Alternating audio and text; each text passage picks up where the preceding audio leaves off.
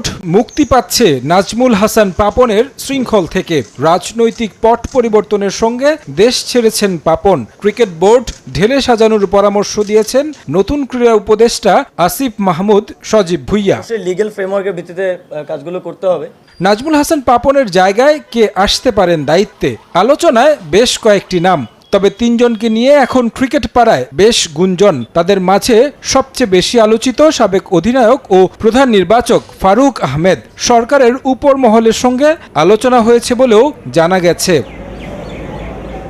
সাবেক ক্রিকেটার ফারুক আহমেদ এর আগে ২ মেয়াদে বিসিবির প্রধান নির্বাচক হিসেবে দায়িত্ব পালন করেছেন। প্রথম মেয়াদে ২০০৩ থেকে ৭ পর্যন্ত, আর দ্বিতীয় মেয়াদে দায়িত্বে ছিলেন ২০১৩ থেকে ১৬ সাল পর্যন্ত।